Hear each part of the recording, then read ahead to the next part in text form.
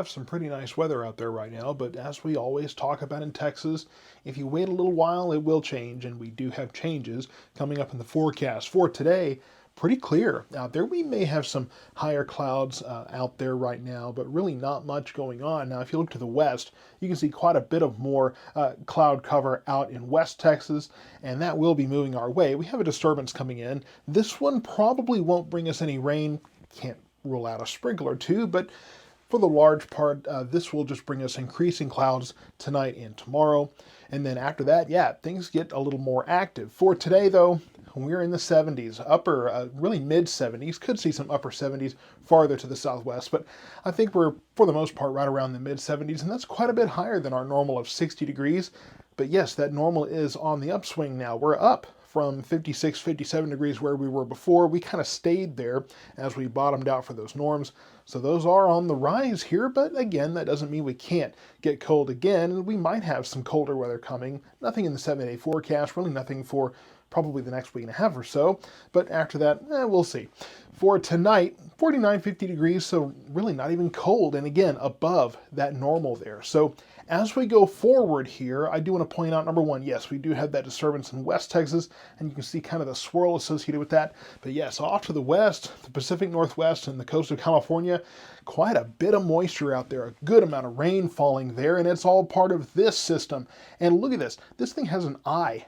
This is a strong enough storm, and it's being called the Pineapple Express here, which is kind of a lane of air in the atmosphere there, but this thing is coming ashore, and like I said, plenty of moisture in California, Oregon, getting into Washington and Idaho there, and that will be moving our way. Now, it won't be quite the washout that we're seeing on the west coast there, but it will bring some rainy conditions here, and we will take it. We could get another inch or two of rain.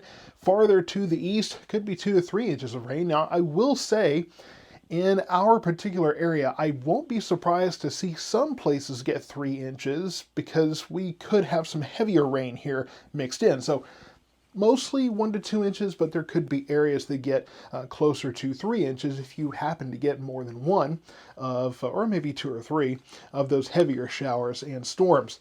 Now, I did mention this morning, now of course, in the early morning update, that forecast update, I mentioned that I wasn't really looking at severe weather.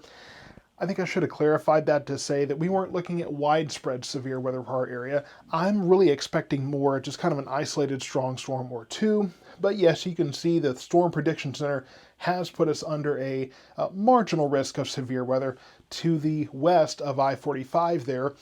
And I would say that for our area, we're kind of on the eastern edge of this. Now, I'm curious to see what happens with this system because I think farther to the west, at least the way things are setting up right now, we could see higher risks of severe weather. We're talking we could have a dry line that could produce supercell thunderstorms. So we're going to have to watch and see how this evolves over the next couple of days.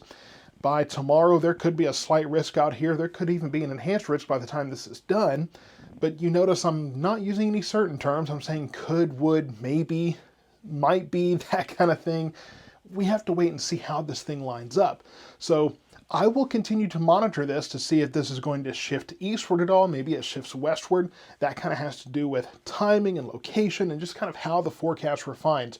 We have to wait and see how this storm is going to move in and get a little more information over the next couple of days. So just stay tuned. But for now, here's what we've got. A few clouds out there, not many, but just a few clouds today, more clouds tomorrow. Winds are shifting to the south, and that's helping us warm up here. So yeah, that front that came in yesterday didn't really do much. We've already turned the winds back to the south. 74 today, 73 tomorrow, so pretty warm, and then things start to change. Yes, so Friday, and you notice I don't have percentages either way here. Just kind of making sure we didn't crowd out the 80% here. So on Friday, afternoon, evening hours, we will see showers and thunderstorms popping up. A couple of the questions I have here, and what I'm not really certain of, is one, how much activity develops out ahead of this system? Because we sometimes see that where we have a system coming in from the west, and then from East Texas, you see kind of what am I trying to say? The moisture in the atmosphere, not the atmosphere itself, but the moisture in the atmosphere tends to kind of get activated, and that will produce some storms.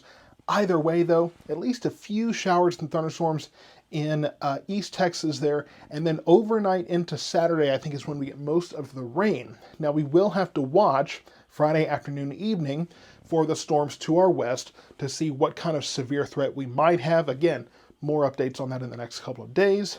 And then Saturday, I think we have a few morning showers, but I think most of that is gone by sunrise, at least, again, with the timeline we have right now. So we'll continue to watch that for you. Saturday afternoon, evening, we should dry out, but I think the clouds hang around. And then Sunday, we could be looking at a few showers on the very back end of that storm system. Not widespread, just a few showers here. And then getting into next week, it is cooler. We're back in the 60s, so Sunday 61. That will be a breezy, cool day. Monday and Tuesday, 60 and then 64. So we are on the cooler side there, but closer to normal for this time of year. Now, are we going to see another cold snap?